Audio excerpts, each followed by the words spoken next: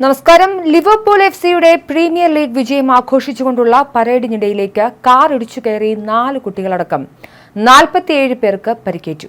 ഇതൊരു ഭീകരവാദ പ്രവർത്തനമല്ല എന്ന് സ്ഥിരീകരിച്ച പോലീസ് ഇടിച്ചു കയറിയ വാഹനം ഓടിച്ചയാളെ കസ്റ്റഡിയിലെടുത്തതായും അറിയിച്ചു. ലിവർപൂളിൽ നിന്നുള്ള ഒരു വെള്ളക്കാരനാണ് കാർ ഓടിച്ചിരുന്നത് എന്നാണ് അറിയാൻ കഴിഞ്ഞത്. തിങ്കളാഴ്ച വൈകിട്ട് 6 മണിയോടെ വാട്ടർ സ്ട്രീറ്റിലായിരുന്നു സംഭവം നടന്നത്. ലിവർപൂളിന്റെ 20ാമത് പ്രീമിയർ ലീഗ് വിജയം ആഘോഷിക്കുവാൻ ആയിരക്കണക്കിന് ആരാധകരായിരുന്നു തടിച്ചുകൂടിയിരുന്നത്. മണിക്കൂറിൽ 30 മൈൽ വേഗതയിലായിരുന്ന കാർ സഞ്ചരിച്ചിരുന്നതെന്ന് ദൃക്സാക്ഷികൾ പറയുന്നുണ്ട്. ഇടയ്ക്കിടെ ഹോൺ മുഴക്കുന്നുമുണ്ടായിരുന്നു.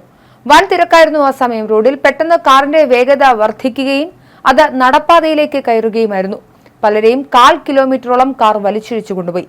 വിവരമറിഞ്ഞ് ഉടനടി എത്തിയ എമർജൻസി സർവീസുകൾ 4 കുട്ടികൾ ഉൾപ്പെടെ 27 പേരെ നഗരത്തിലെ വിവിധ ആശുപത്രികളിൽ എത്തിച്ചു. മറ്റ് 20 പേർക്ക് സംഭവ സ്ഥലത്ത് വെച്ചു തന്നെ ചികിത്സ നൽകി പറഞ്ഞയക്കുകയും ചെയ്തു. ചില റിപ്പോർട്ടുകൾ അനുസരിച്ച് 3 പ്രായപൂർത്തിയായവരും ഒരു കുട്ടിയും ചെസ്റ്ററിൽ രജിസ്റ്റർ ചെയ്ത ഫോർഡ് ഗാലക്സി കാറിനടിയിൽ കുടുങ്ങിപ്പോയിരുന്നു. ഫയർ സർവീസുകാർ എത്തിയാണ് ഇവരെ രക്ഷിച്ചത്. ഒരു പാരാമെഡിക്സിനെയും കാർ ഇടിച്ചു വീഴ്ത്തി. ലിവർപൂളിലെ ഏറ്റവും സന്തോഷമേറിയ ഒരു ദിനമായിരുന്നു ഇത്. എന്നാൽ പരേഡ് അതിന്റെ അവസാനത്തോടടുക്കുന്ന സമയത്തായിരുന്നു ഈ സംഭവം നടന്നത്. ഇത് തികച്ചും ഒറ്റപ്പെട്ട സംഭവമാണെന്നും ഭീകരവാദ പ്രവർത്തനമല്ലെന്നും പോലീസ് വിലയിരുത്തുന്നു. സംഭവ സ്ഥലത്ത് ഇപ്പോൾ ഫോറൻസിക് വിദഗ്ധരുടെ പരിശോധന നടന്നുകൊണ്ടിരിക്കുകയാണ്.